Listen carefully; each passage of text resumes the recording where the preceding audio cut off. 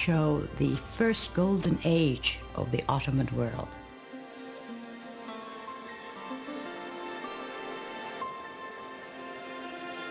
Everything that came out of his palace was exquisite. Suleiman himself was a goldsmith. Ottomans believed that every sultan had to have a tangible trade. Being a sultan was not considered a practical or a tangible trade. And he was a very demanding patron, insisted on checking the work, even commissioned few things. And I think each artisan group or each corps working for the palace tried to outdo one another to please the sultan, because to please him had wonderful rewards.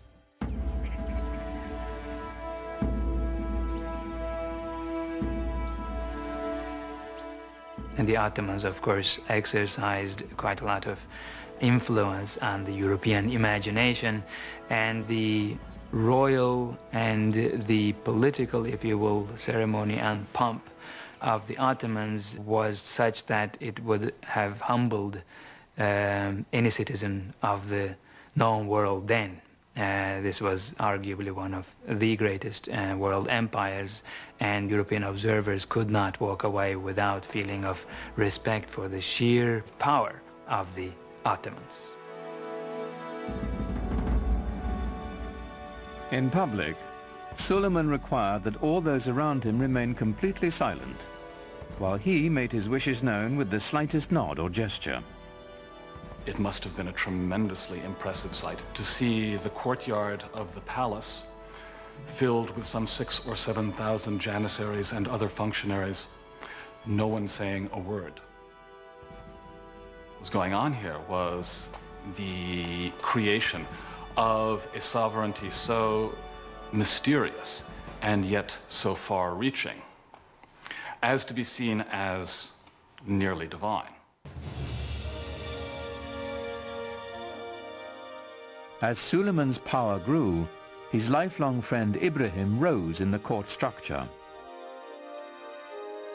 And Ibrahim Pasha, who became a pasha later on, became his devoted Grand Vizier.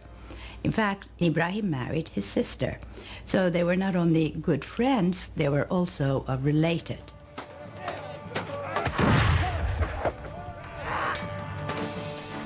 Ibrahim campaigned with his own army, growing in influence and ambition, till his power was second only to Suleiman's.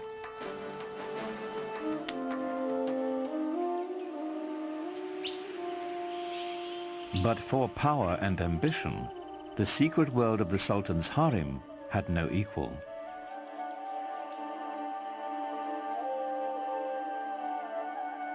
Contrary to the Western stereotype, it was not the Sultan's playpen, but lay at the center of dynastic power. The harem was the private quarters of the Sultan. We tend to think of the harem as where the women live, but what it means is the place where you're not on display. Home is what it means. Islam allowed the Sultan 4 wives and many concubines. It was a system designed to produce heirs, is what it was.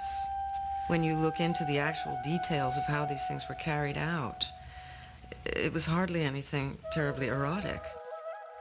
I mean, the Sultan did not have much choice in his selection of female companions.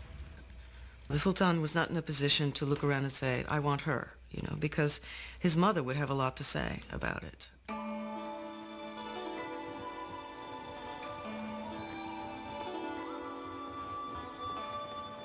With his first wife, Suleiman had a son and heir, Mustafa. But while he was in his mid-30s, the Sultan fell deeply in love with a Slavic slave girl named Harem. In the West, we know her by a different name, Roxolana. Roxolana would bear him a rival heir and become Suleiman's most trusted confidant.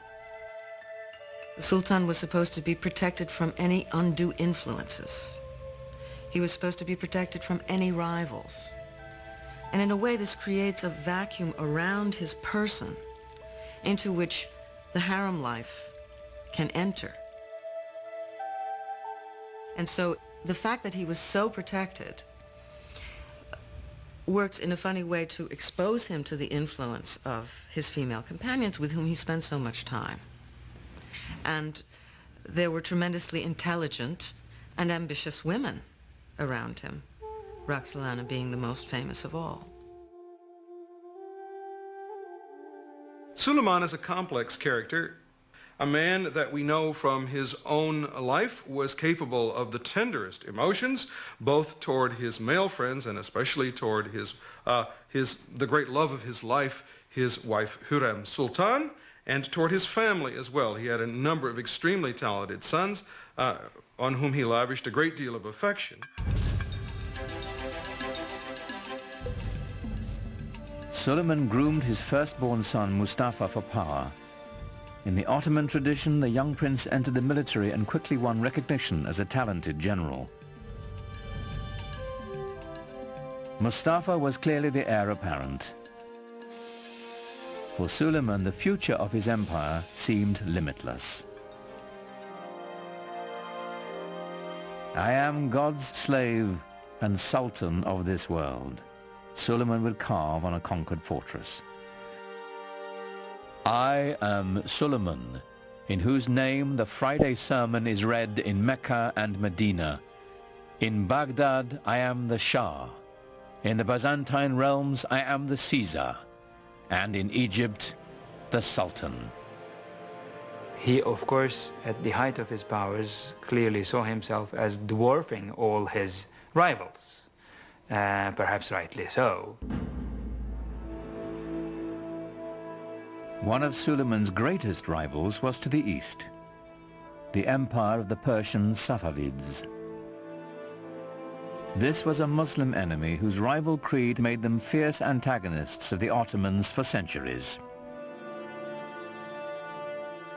The Safavids were also Turkic in their ethnic origins, and indeed spoke Turkish as a language of daily life. But they were moving into the Muslim world, unlike the Ottomans who were moving into the West. So for the Ottoman Empire, they formed sort of the boundaries, the easternmost boundaries of the Ottoman realm.